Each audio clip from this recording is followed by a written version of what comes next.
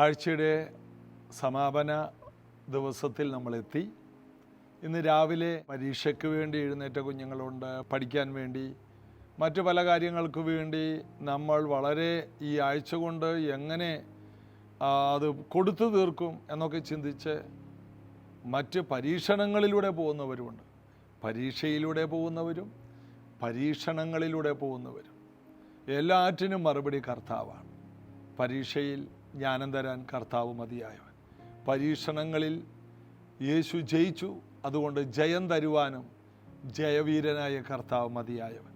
എല്ലാ അഗ്നി പരിശോധനകളിലും യേശു മാത്രം മതിയായവൻ. നമുക്ക് യേശുവിൽ ആശ്രയിക്കാം. യേശുവിൻ്റെ അമിത ബലം, അതാണ് എഫേസ്യ ലേഖനം 6 വാക്യം മുതൽ വായിക്കുമ്പോൾ, ഒടുവിൽ കർത്താവിലും അവൻ്റെ അമിത ബലത്തിലും ആശ്രയിപ്പിൻ.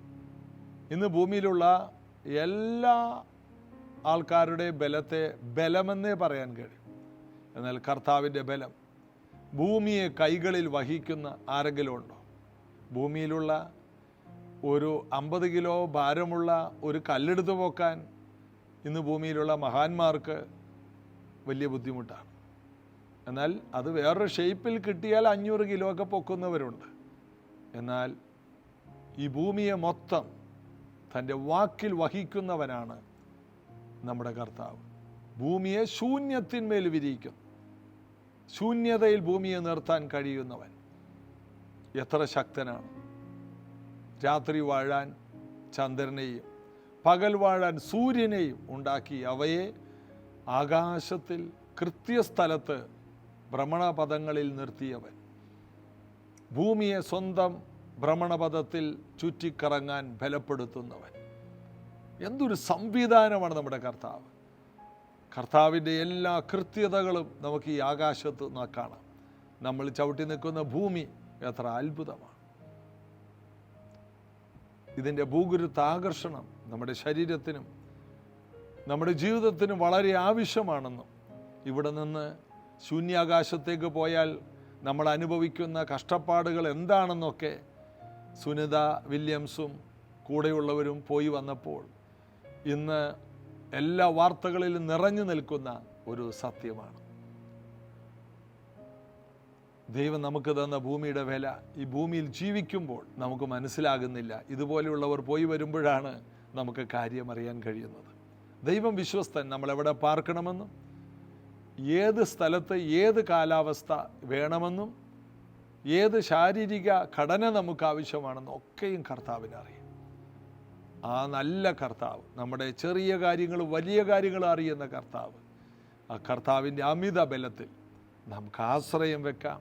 എല്ലാ കാര്യത്തിനും ഒരു നീക്കുപോക്ക് കർത്താവ് നൽകി തരുവാൻ മതിയായവനാണ്.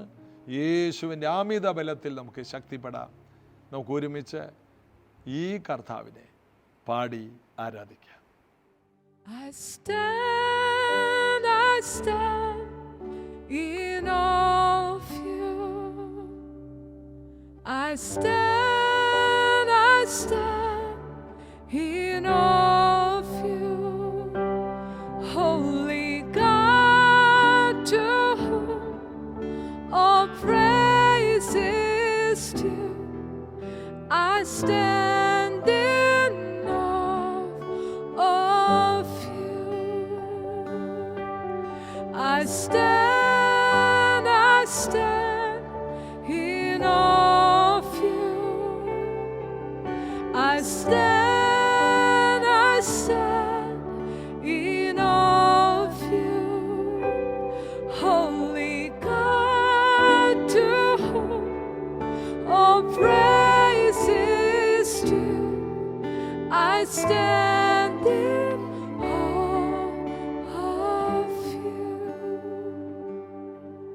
You are beautiful beyond description,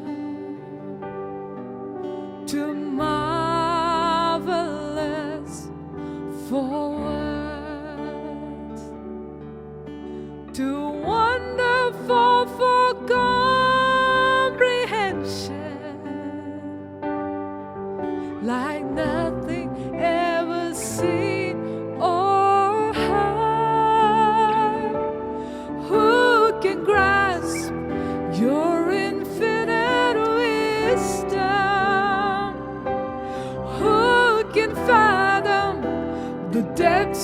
your love. You are beautiful beyond description,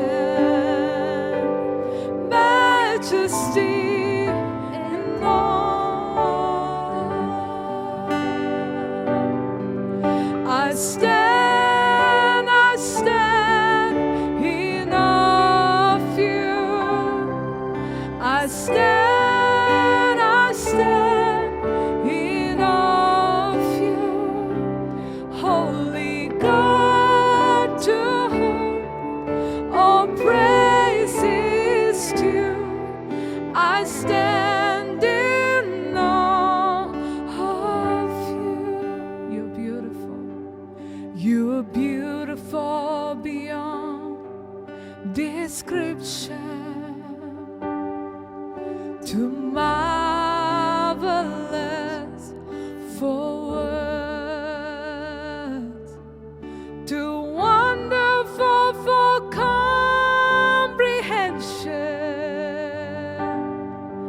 like nothing ever seen or heard. Who can grasp your infinite wisdom?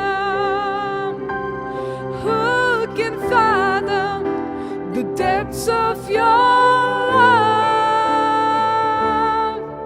You are beautiful beyond description,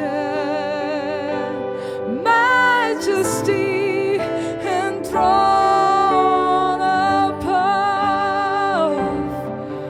I stand in awe of you. I stand in awe of you.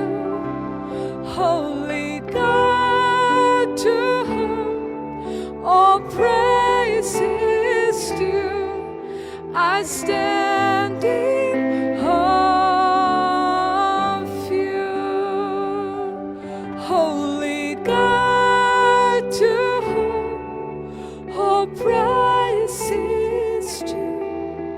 I stand in awe of you. നമ്മൾ വായിച്ചത് യോഹന്നാൻ്റെ സുവിശേഷം 20-ാം അധ്യായത്തിൻ്റെ 21-ാം വാക്യം നമ്മൾ വായിച്ചു. അതിനുശേഷം 22 വാക്യത്തിൽ നമ്മൾ ആരംഭിച്ചു. അതെങ്ങനെയാണ്?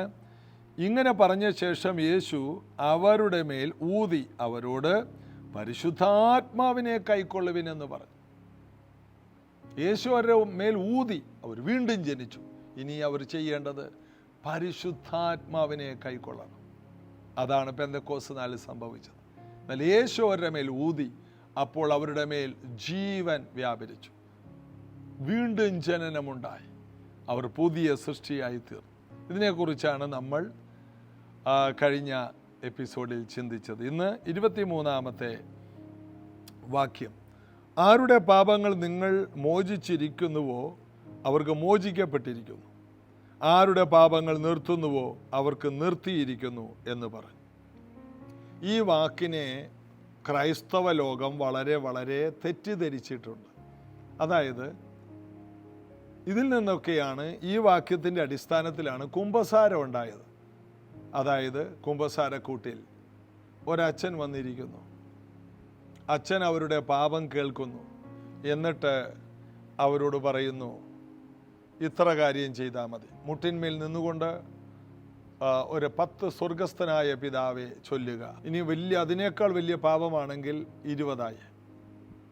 അച്ഛനാ തീരുമാനിക്കുന്നത് എത്ര സ്വർഗസ്ഥനായ പിതാവെ ചൊല്ലിയാൽ ഈ പാപം മോചിക്കപ്പെടുമെന്ന്. ഇതാണോ ഇതിൻ്റെ അർത്ഥം? അല്ല. ഞാനൊരു കാത്തലിക് കുടുംബത്തിൽ നിന്ന് വരുന്നതുകൊണ്ട് ഞാൻ നീണ്ട വർഷങ്ങൾ ഈ കാര്യങ്ങളിൽ പിന്തുടർന്നവനായതുകൊണ്ട് ഈ കാര്യങ്ങൾ എനിക്കറിയാം. ഈ കാര്യങ്ങൾ ഞങ്ങൾക്ക് യാതൊരു മാറ്റവും വരുത്തിയില്ല, ഞങ്ങൾക്ക് പാപമോചനം ലഭിച്ചുമില്ല. എന്നാൽ യേശു ഉദ്ദേശിച്ച അർത്ഥം എന്താണ്? നിങ്ങൾ ആരുടെ പാപങ്ങൾ മോചിക്കുന്നുവോ അവർക്ക് മോചിക്കപ്പെടും, ആരുടെ പാപങ്ങൾ നിർത്തുന്നുവോ അവർക്ക് നിർത്തിയിരിക്കുന്നു. അപ്പം നിങ്ങൾ ചോദിക്കുക, എന്നാൽ പിന്നെ ഇതിൻ്റെ അർത്ഥം എന്താണ്? ഇതിൻ്റെ അർത്ഥം നമ്മൾ പറയുന്ന സുവിശേഷം തന്നെയാണ്. നമ്മൾ സുവിശേഷം അറിയിക്കുമ്പോൾ അവരുടെ ഹൃദയത്തിൽ കുത്തുകൊണ്ട് ഞങ്ങൾ രക്ഷിക്കപ്പെടാൻ എന്ത് ചെയ്യണം എന്ന് പത്രോസിനോട് ചോദിച്ച ഒന്നാമത്തെ പെന്തക്കോസ്ത് നാളിലെ ഒന്നാമത്തെ പ്രസംഗം തന്നെയാണ്. പാപമോചനത്തിൻ്റെ എല്ലാ ലക്ഷണങ്ങളും അവിടെ കാണാം. അവരുടെ ഹൃദയത്തിൽ കുത്തുകൊണ്ടു അവർ രക്ഷിക്കപ്പെടുകയാണ്. അവരുടെ പാപം മോചിക്കപ്പെടുന്നു. നിങ്ങളുടെ പാപങ്ങളുടെ മോചനത്തിനായിട്ട് നിങ്ങൾ സ്നാനപ്പെടണം, പരിശുദ്ധാത്മാവിനെ പ്രാപിക്കണം, എന്നിട്ട് സഭയുമായിട്ടുള്ള ബന്ധത്തിൽ തുടരണം, അപ്പം നുറുക്കി കൂട്ടായ്മ ആചരിച്ച് പ്രാർത്ഥന കഴിച്ചു പോകണം. അപ്പോൾ പാപമോചനം എന്നുള്ളത് ഉടനെ ലഭിക്കുന്ന ഒന്നാണെങ്കിലും അതിൽ തുടരണമെങ്കിൽ, നിലനിൽക്കണമെങ്കിലും കൂട്ടായ്മ വേണം. ഇതെല്ലാം അപ്പോസ്തല പ്രവൃത്തി 2-ാം അധ്യായത്തിൽ പത്രോസിൻ്റെ പ്രസംഗത്തിൽ എല്ലാം കിടപ്പുണ്ട്.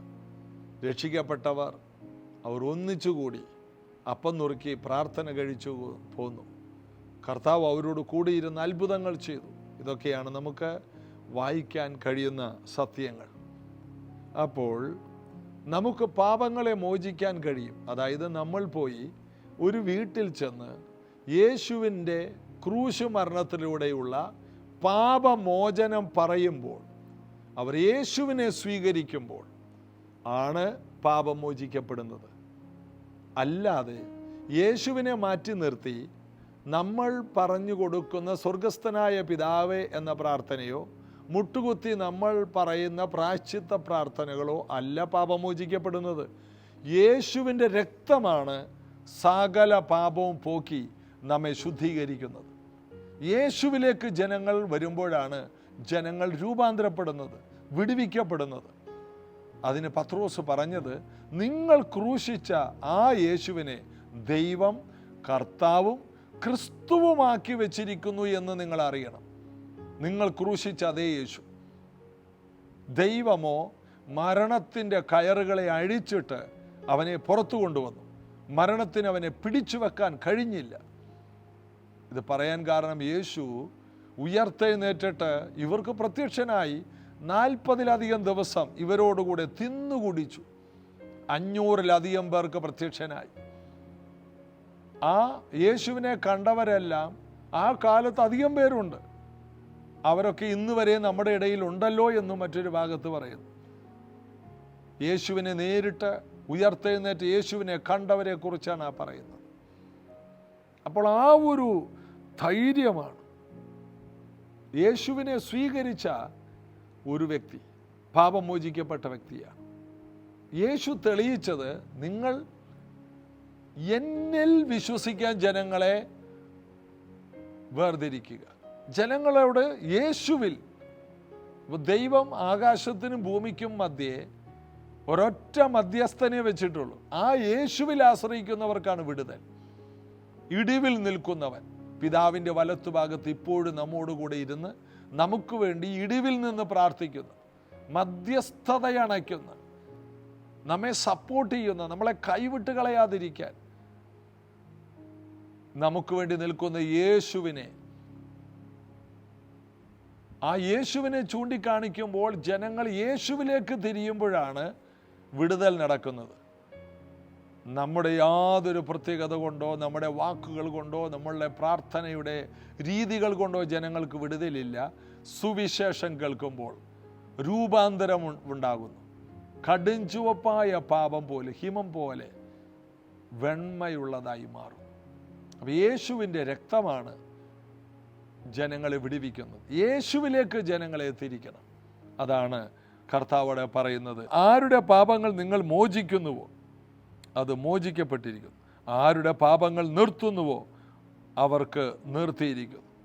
എനിക്ക് ഒരാളുടെ പാപം പിടിച്ചു നിർത്താൻ കഴിയില്ല. അങ്ങനെ ആയിരുന്നെങ്കിൽ എൻ്റെ അടുത്ത് വരുന്ന വലിയൊരു മദ്യപാനി, അദ്ദേഹം പറയുകയാണ്, അയ്യോ എനിക്ക് മദ്യപാനം നിർത്തണം. ഉടനെ ഞാൻ പറയട്ടെ, നിർത്തിയിരിക്കുന്നു. അങ്ങനെ നിർത്താൻ കഴിയുമോ? വേറൊരാൾ പറയുകയാണ്, ഞാൻ വലിയൊരു പാപിയാണ്, എൻ്റെ പാപമൊന്ന് നിർത്തിത്തരണം. നിർത്തിയിരിക്കുന്നു. അങ്ങനെ ഭൂമിയിൽ ആർക്കും അധികാരമില്ല. പിന്നെ എന്താണ്? അവരോട് യേശുവിനെക്കുറിച്ച് പറയണം. യേശു നിങ്ങൾക്ക് വേണ്ടി ക്രൂശിൽ മരിച്ചു. ഇനി നിങ്ങളൊരു പാപിയായി ജീവിക്കേണ്ട ആവശ്യമില്ല. കണ്ടെത്താവുന്ന ദൂരത്ത് നിങ്ങൾ ദൈവത്തെ വിളിച്ചപേക്ഷിപ്പേ. ഇതാണ് സുപ്രസാദ കാലം എന്ന് പറഞ്ഞ് യേശുവിലേക്ക് സകല പാപികളെ നാം തിരിക്കുമ്പോൾ, യേശുവിലേക്ക് തിരിയുമ്പോഴാണ് ദൈവത്തിൻ്റെ സമുഖത്ത് നിന്ന് ആശ്വാസകാലങ്ങൾ വരും എന്ന് നമ്മൾ വായിക്കുന്ന വാക്യങ്ങളൊക്കെ സംഭവിക്കുന്നത്. യേശുവിലേക്ക് ജനങ്ങളെ തിരിക്കുക. അതുകൊണ്ടാണ് ഞാനോ ഉയർത്തപ്പെട്ടാൽ സകലരെയും എൻ്റെ അടുക്കലേക്ക് ആകർഷിക്കും എന്ന് പറയും. മറ്റൊരു ഭാഗത്ത് അവങ്കിലേക്ക് നോക്കിയവർ പ്രകാശിതരായി അവരുടെ മുഖം ലജ്ജിച്ചു പോയില്ലെന്ന് വേറൊരു ഭാഗത്ത് പറയുന്നു. അതുകൂടാതെ മറ്റൊരു ഭാഗത്ത് മോശ പിത്തള സർപ്പത്തെ ഉയർത്തിയതുപോലെ തന്നെ മനുഷ്യപുത്രനെയും ഉയർത്തേണ്ടതാകും. മോശയുടെ പിത്തള സർപ്പത്തെ നോക്കിയവരെല്ലാം പാപത്തിൽ നിന്ന് വിടുതൽ പ്രാപിച്ചു. ഇതുപോലെ യേശു ക്രിസ്തുവിനെ ചൂണ്ടിക്കാണിച്ചു കൊടുക്കുക. ഇതാണ് നമ്മുടെ ജോലി. നിങ്ങൾ യേശുവിലേക്ക് തിരിയെ, നിങ്ങൾ കർത്താവിൻ്റെ മുഖത്തേക്ക് നോക്കുക, നിങ്ങൾ യേശുവിനെ വിളിക്കുക. മനുഷ്യർക്ക് യേശുവിനെ കാണിച്ചു കൊടുക്കാനല്ലാതെ മറ്റൊരധികാരവുമില്ല. പാപം മോചിക്കാൻ വ്യക്തിപരമായി ഒരു മത നേതാവിനും അധികാരം ബൈബിൾ പറയുന്നില്ല. അതെവിടെ നിന്ന് ആരുണ്ടാക്കിയതാണ് എന്ന് ചോദിച്ചാൽ അത് അറിവില്ലായ്മകളിൽ നിന്നുണ്ടായി വന്ന ഒരു കാര്യമാണ്. അത് ജനങ്ങളെ വിടുവിക്കില്ല. യേശുവാണ് കാൽവരി ക്രൂശിൽ നമുക്ക് വേണ്ടി ജീവനെ കൊടുത്തവൻ. പിതാവിൻ്റെ ഏകജാതനായ പുത്രൻ. അവൻ നമ്മുടെ രോഗങ്ങളെ വഹിച്ചു, ശാപങ്ങളെ ചുമന്നു. മരത്തിൽ തൂങ്ങുന്ന ഏവന് ശപിക്കപ്പെട്ടവൻ എന്ന് എഴുതിയിരിക്കുന്ന പോലെ ക്രിസ്തു നമുക്ക് വേണ്ടി ശാപമായി തീർന്നു. പാപവും ശാപവും രോഗവും മരണവും എല്ലാം യേശു ക്രൂശിൽ വഹിച്ചു. ആ യേശുവിലുള്ള വിശ്വാസത്താലാണ് നമ്മൾ പുതിയ സൃഷ്ടികളാകുന്നത്, നമ്മൾ ദൈവമക്കളാകുന്നത്. അപ്പോൾ ഒരാൾ രക്ഷിക്കപ്പെടുന്നത് എങ്ങനെയാണ്? അവരുടെ പാപങ്ങൾ മോചിക്കുന്നത് എങ്ങനെയാണ്? യേശുവിൽ വിശ്വസിക്കുമ്പോഴാണ്. അതുകൊണ്ട് യേശുവിലേക്ക് ജനങ്ങളെ കൊണ്ടുവരുന്നതാണ് സുവിശേഷം. സുവിശേഷമാണ് മറ്റുള്ളവരുടെ പാപങ്ങളെ മോചിക്കുന്നത്. അതില്ലെങ്കിൽ ഈ വാക്യം ഇങ്ങനെ നമുക്കൊന്ന് വ്യാഖ്യാനിക്കാം: നിങ്ങൾ ആരുടെ പാപങ്ങൾ മോചിക്കുന്നുവോ അവർക്ക് മോചിക്കപ്പെട്ടിരിക്കുന്നു. അതിനിങ്ങനെ വ്യാഖ്യാനിക്കാം: നിങ്ങൾ ആരോടെങ്കിലും സുവിശേഷം പറഞ്ഞാൽ അത് കേട്ട് വിശ്വസിക്കുന്നവരുടെ പാപങ്ങൾ മോചിക്കപ്പെട്ടിരിക്കും.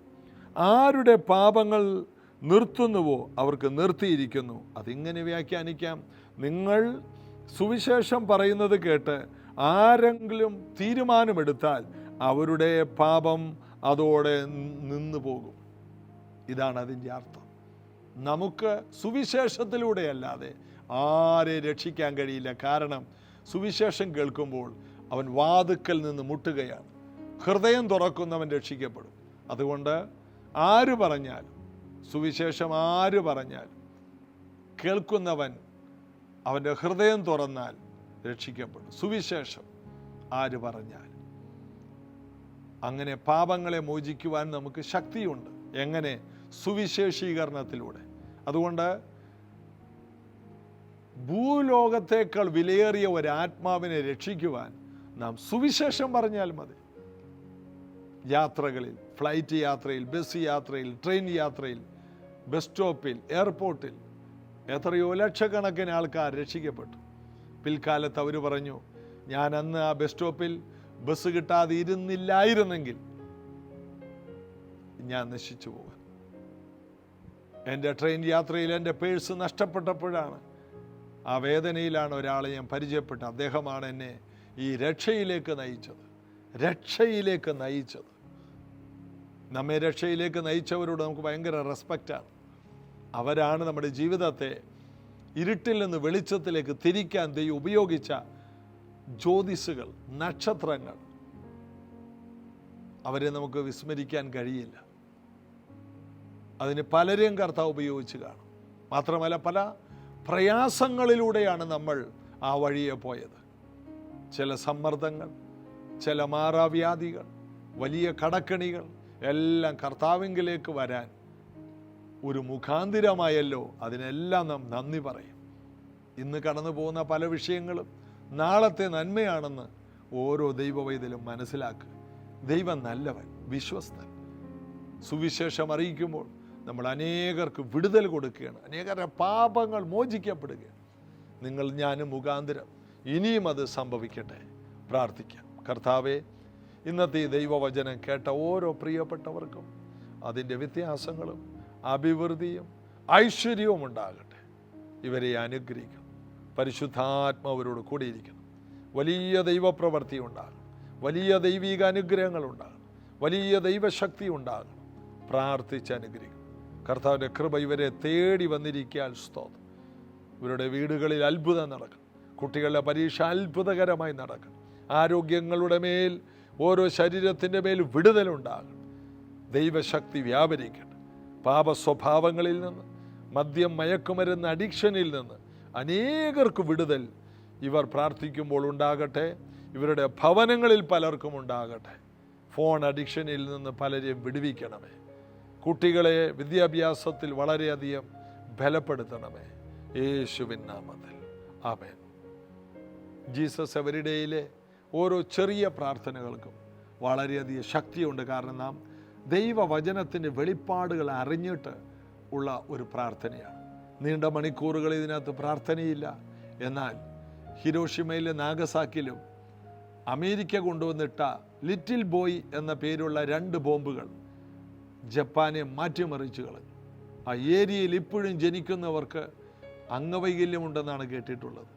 അത്ര പ്രകരശേഷിയുള്ളതായിരുന്നു ആ ലിറ്റിൽ ബോയ് എന്ന പേരുള്ള 2 ആറ്റം ബോംബുകൾ. ഇതുപോലെ ശരിയായ നിലയിൽ യേശുവിനെ അറിഞ്ഞ ശേഷം നമ്മൾ ചെറിയ പ്രാർത്ഥനയാണ് പ്രാർത്ഥിക്കുന്നതെങ്കിലും അത് ആ ലിറ്റിൽ ബോയ് എന്ന ആറ്റം ബോംബിനേക്കാൾ ശക്തിയുള്ളതാണ്.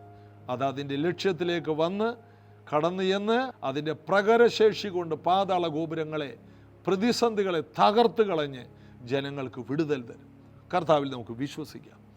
കർത്താവിൽ നമുക്ക് ബലപ്പെടാം. നാളെ നമുക്ക് അനുഗ്രഹിക്കപ്പെട്ട ഒരു സഭായോഗം ഉണ്ടല്ലോ. ആ സഭായോഗത്തിൽ രാവിലെ 8 മണി മുതൽ 11 മണി വരെയുള്ള സഭായോഗം നിങ്ങളെ പ്രൈസ് ജനറേഷൻ ചർച്ചിലേക്ക് ക്ഷണിക്കുകയാണ്. കടന്നു വരിക. നമുക്ക് നേരിട്ട് കാണാനും പ്രാർത്ഥിക്കാനും അവസരങ്ങളുണ്ട്. God bless you.